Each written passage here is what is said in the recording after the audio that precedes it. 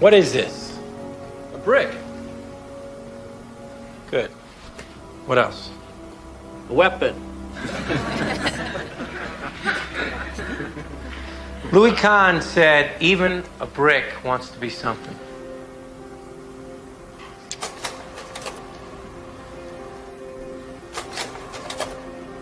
A brick wants to be something. It aspires.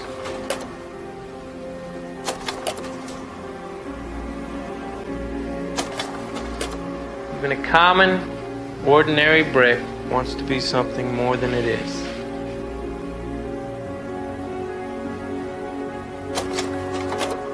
Wants to be something better than it is.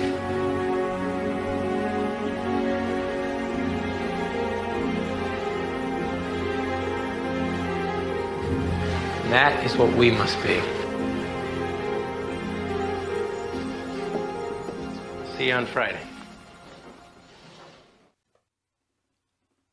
Hola a todos y a todas, soy Humberto Salazar, docente de la Cátedra de Morfología 2.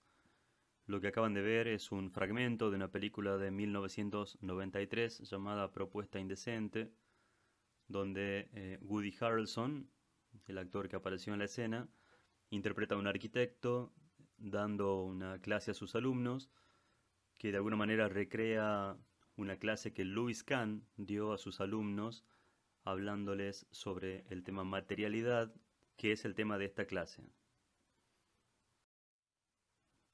Este tema forma parte, junto a luz, sombra, color, textura, de las variables de conformación, que junto a las variables de estructuración, que ya vieron en otras clases, conforman la idea y el proyecto y la realización, la concreción de la forma arquitectónica.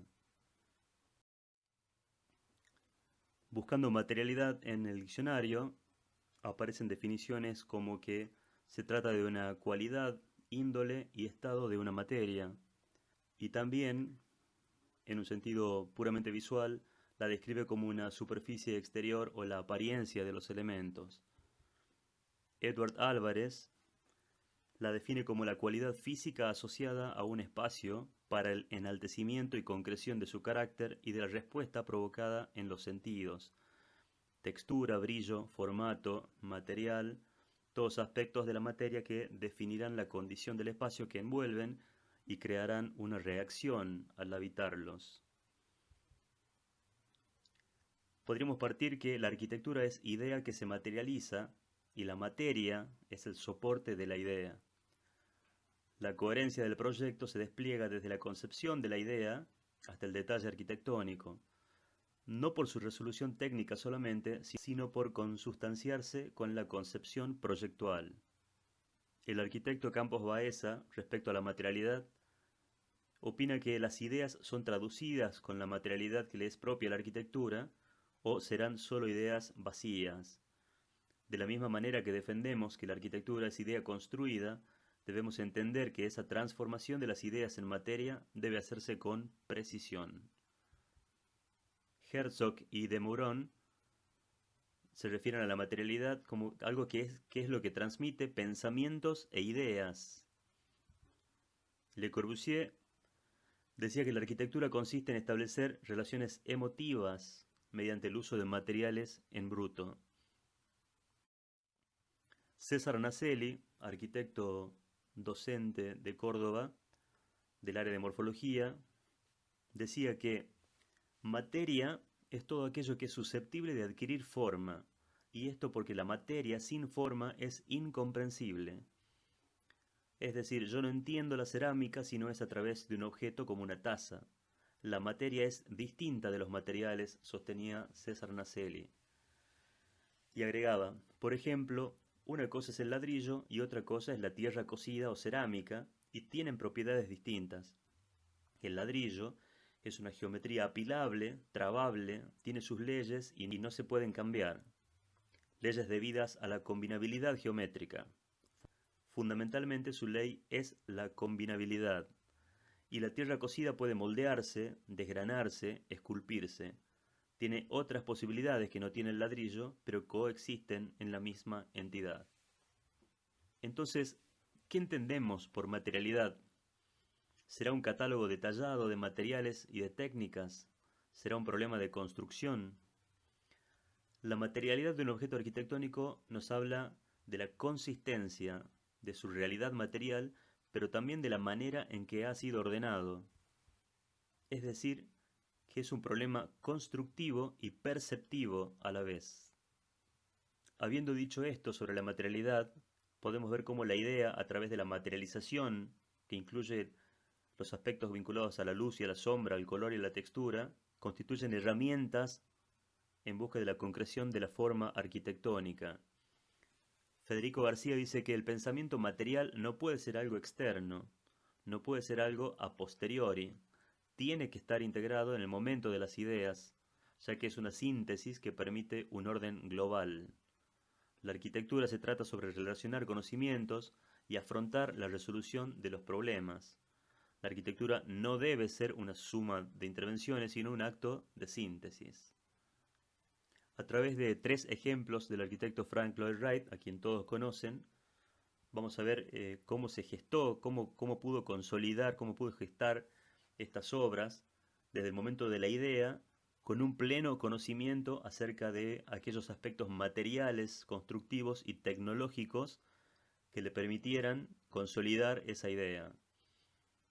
En la Casa de las Cascadas, uno de sus objetivos básicos en cuanto a los mayores desafíos tecnológicos o formales era conseguir algunas terrazas suspendidas sobre el agua, ya que él quería que el ruido de la cascada, el ruido del curso de agua, pudiera sentirse en todos los ambientes. En el edificio de Sarah Johnson, más o menos de la misma época, el edificio estaba situado en un entorno que él no consideraba demasiado valioso y propuso un partido absolutamente introvertido. Quería que ese espacio fuera único, muy importante, muy original y que tuviera una luz natural constante, uniforme. Respecto del Museo Guggenheim de New York, él había pensado, en base al encargo que había recibido, solucionarlo a través de un elemento que estuviera vinculado a la extensión, al crecimiento, a través de un espiral helicoidal. La figura de Frank Lloyd Wright terminó siendo trascendente en la cultura norteamericana, que hasta tuvieron la idea de hacer una estampilla con su imagen y de fondo el Museo Guggenheim. En el caso de la Casa Kaufmann, tal el apellido del cliente de la famosa Casa de las Cascadas, el planteo de Frank Lloyd Wright, como ya anunciamos, era generar estas terrazas, cuya solución encontró a través del uso del hormigón armado para armar esas vigas en voladizo y poder suspenderlas sobre el río. Sin el conocimiento tecnológico y material acerca de posible uso del hormigón armado, la idea no podría haber existido. Es decir, que se produjo una integración de conocimientos durante la concepción de una idea arquitectónica. Él, cuando diseñó esta casa, tenía pleno conocimiento de cómo iba a resolverla materialmente. En el caso del edificio de Sarah Johnson, el planteo del arquitecto Wright fue generar un mundo aparte, introvertido, un bosque ajeno a lo que pasase fuera de él, donde no habría más ruidos que los generados por la propia selva, decía él, y la luz natural entraría de forma uniforme desde arriba, como si cayese directamente de la bóveda celeste.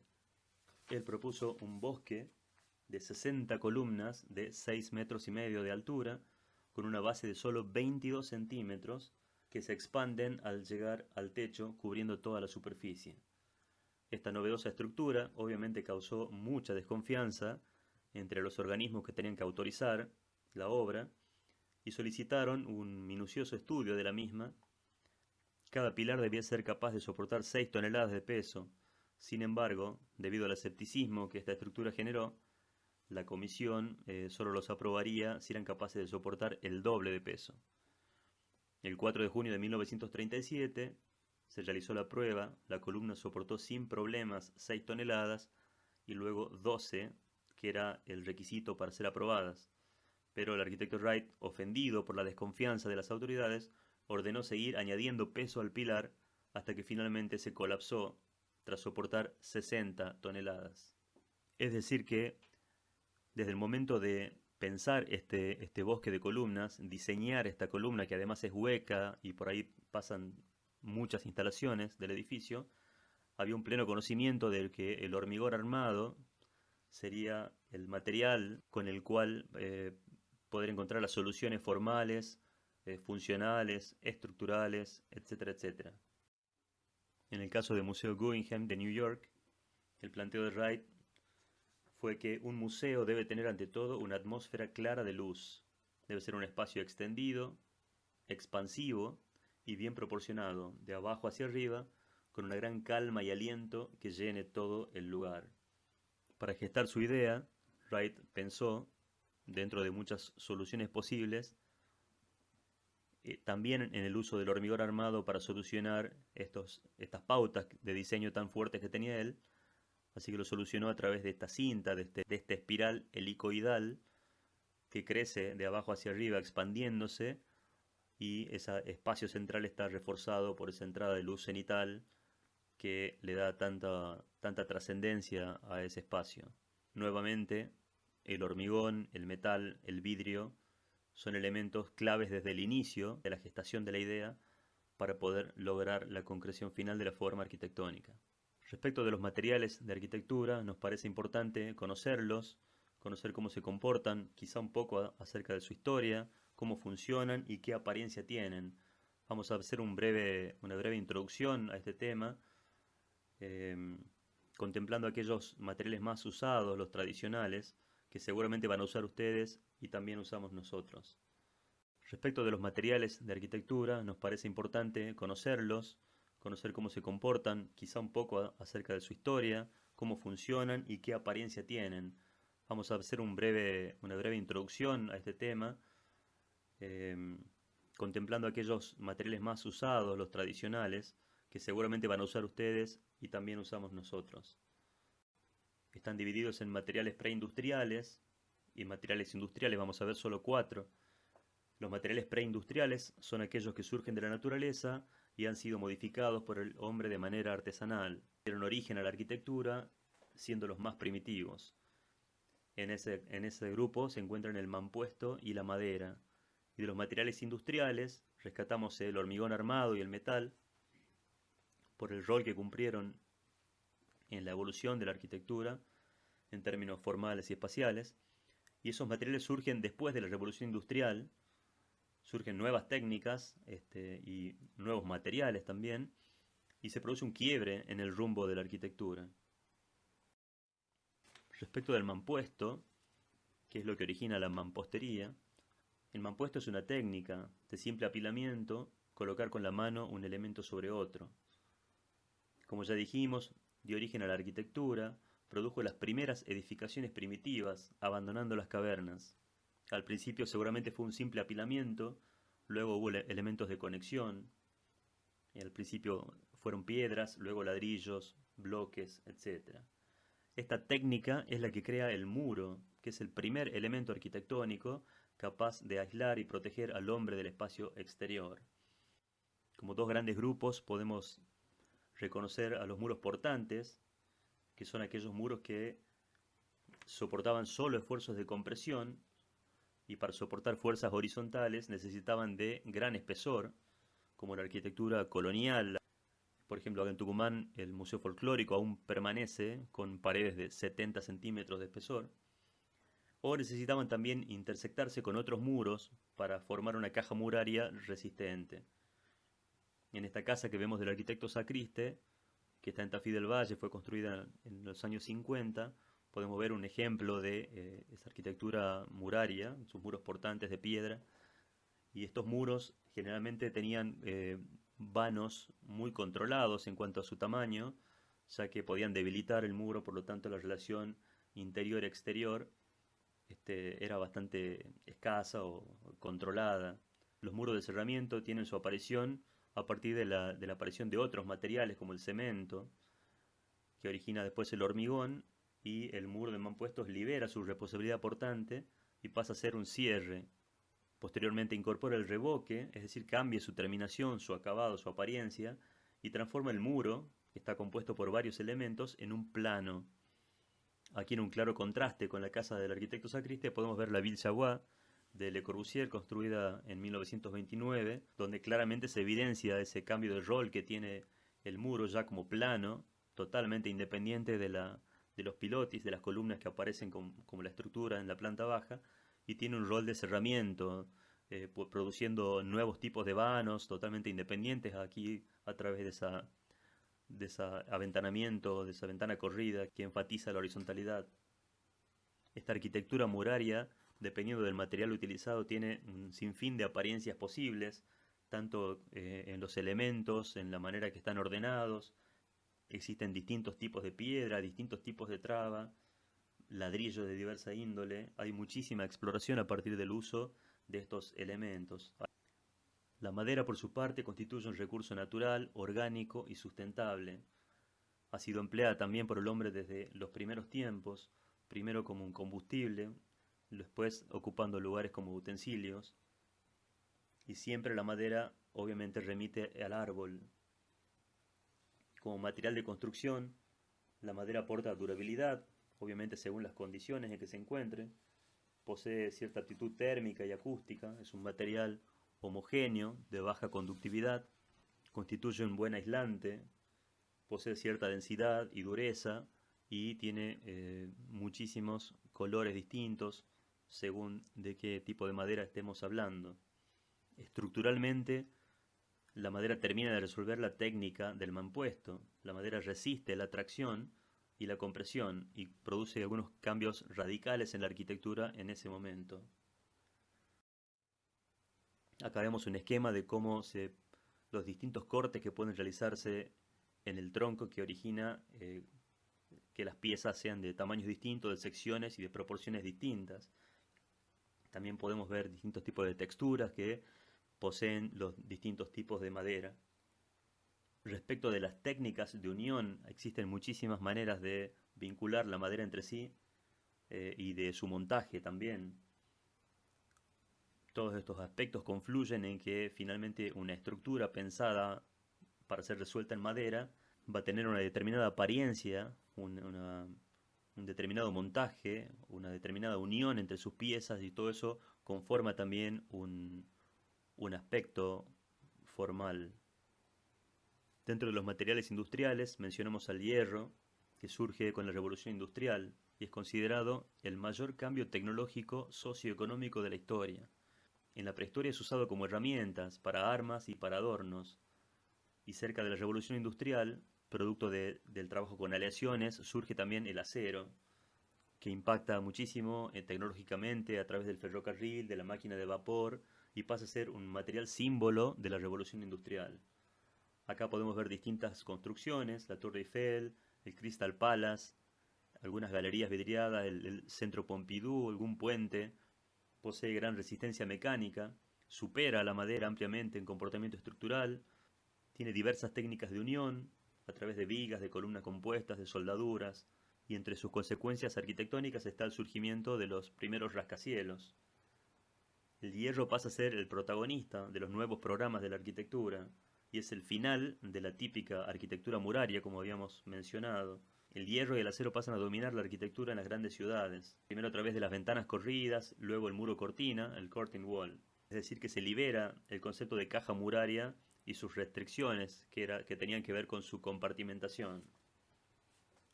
El hormigón, como ustedes ya saben, es una piedra artificial, es el endurecimiento de una mezcla de áridos gruesos, finos, cemento y agua, y existen distintos tipos de hormigón.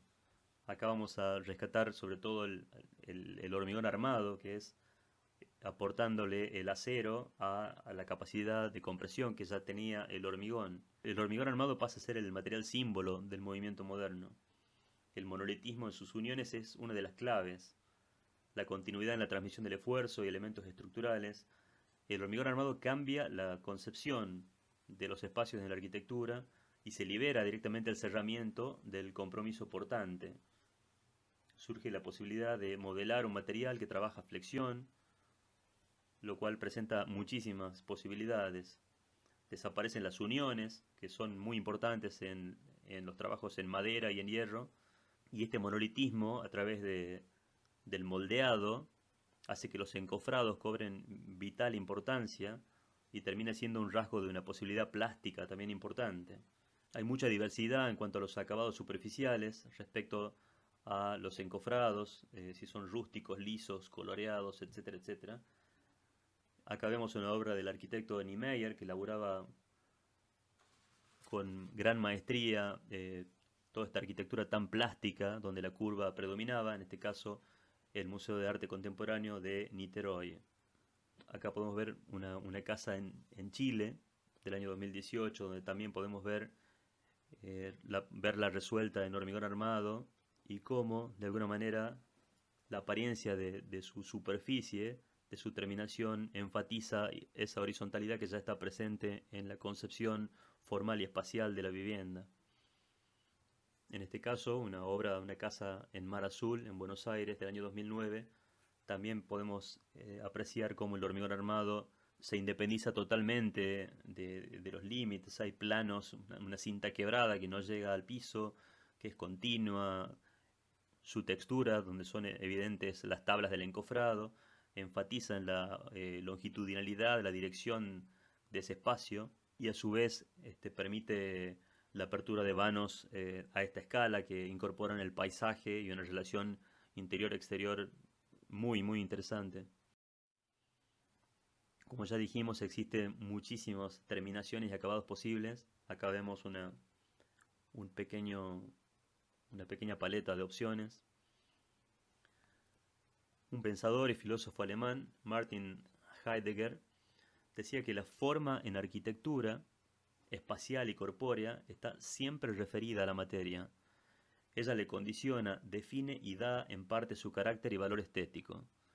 Además de la forma, tenemos los contenidos, la finalidad de la cosa y la intención de su creador. Heidegger sostenía que la forma corpórea arquitectónica está hecha de muchas partes y ella depende de la habilidad humana de unir, de concretar, ensamblar, erigir.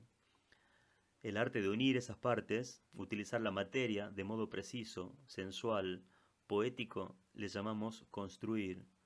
Construir la forma espacial y corpórea con sentido.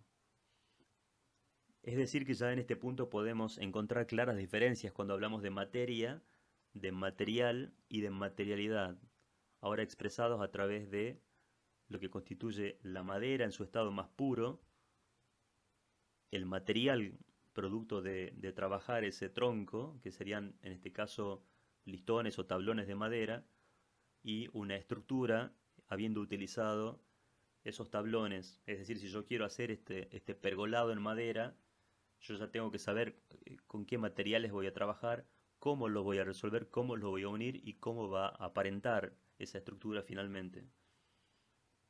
Respecto a la utilización de madera, mencionamos un ejemplo, el pabellón Eco, construido en una exposición de pabellones en Dinamarca en el año 2012, donde la torsión y repetición de elementos de madera genera formas espaciales en un pasaje helicoidal. La acción de torcer estos elementos provoca que la pared se transforme paulatinamente en techo y nuevamente en pared, y así se repite sucesivamente y se logra desplazando e inclinando las uniones entre los listones. Acá vemos un ejemplo de lo mismo a través de, en este caso, del ladrillo, diferenciando lo que es materia, lo que es el material y la materialidad, donde ya podemos ver la utilización del ladrillo, la geometría que atraviesa estas decisiones, la repetición de sus elementos, el orden subyacente, las proporciones, la escala, etc. Respecto al mismo material, destacamos un pabellón, Bricktopia, del año 2013 en España, que propone un espacio único y fluido de formas curvas. Solo utilizando el ladrillo logran estas envolventes curvas. Geometría, materialidad y técnica constructiva unidas a las innovaciones tecnológicas. La tonalidad terracota y la textura propia del ladrillo se pierden a su vez en la fluidez de las formas abovedadas que aportan dinamismo y continuidad. Como habíamos visto en la clase de luz y sombra, también rescatamos esta obra en Córdoba del arquitecto Campodónico, que logra este fantástico espacio y forma, reutilizando los ladrillos de una vieja construcción en el mismo sitio. Mies van der Rohe sostenía que cada material tiene sus características específicas, las cuales debemos conocer para poder usarlos. Pero sepan que cada material es lo que queremos hacer con él. Ya acercándonos un poco al final, vamos a ver una pequeña muestra de posibles materialidades a partir del uso de, en este caso, el ladrillo. Podemos ver distintos roles que va cumpliendo el ladrillo, tanto en mampostería, cerrada, en una trama abierta que deja pasar la luz y origina un juego muy interesante de luces y sombras, cómo juega con el relieve, con el aspecto de algunos planos.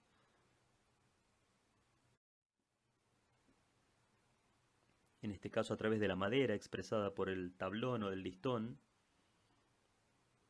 y cómo esta madera a veces es un cerramiento que puede plegarse, en el caso trabajar con rodajas de troncos, en el caso con un entramado bastante más complejo o con formas curvas. Es fundamental el conocimiento del material y su capacidad tanto de resistencia como del formato en el que podemos conseguir este material para saber qué podemos hacer y qué no podemos hacer. En el caso del metal, representado por estos tubos de acero,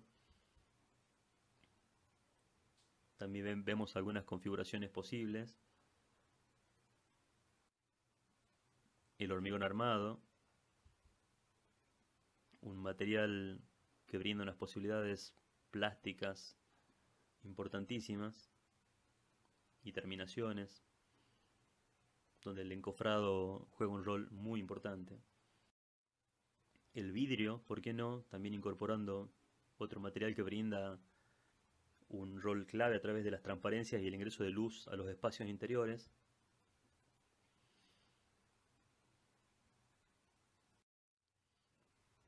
También incorporamos el bambú,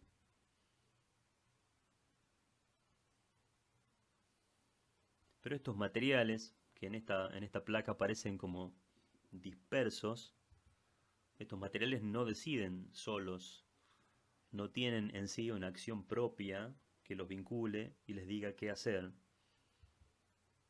Necesitan siempre de una estrategia, abordar cada problema y pensar cada proyecto a través de un camino donde la intención y la imaginación que le pongan a estos materiales sean esenciales para poder construir una arquitectura que pueda trascender en el tiempo. A modo de cierre y un poco volviendo al origen de esta clase, los dejo con otra escena de Louis Kahn, en este caso con el verdadero Louis Kahn y sus alumnos. If only I could live to see the dawning of the dawn.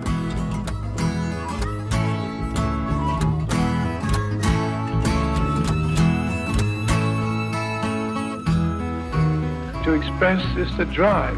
And when you want to give something presence, you have to consult nature. And there is where design comes in. If you think of brick, for instance, you say to brick, "What do you want, brick?" And brick says to you, "I like an arch." And if you say to brick, "Look, marshes are expensive, and I can use a concrete lintel over you. What do you think of that, brick?"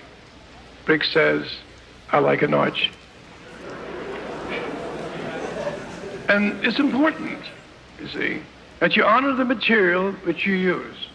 You don't bandy it around as though you said, well, we have a lot of material around. We can do it one way, we can do it another. It's not true. You can only do it if you honor the brick and glorify the brick instead of just shortchanging it.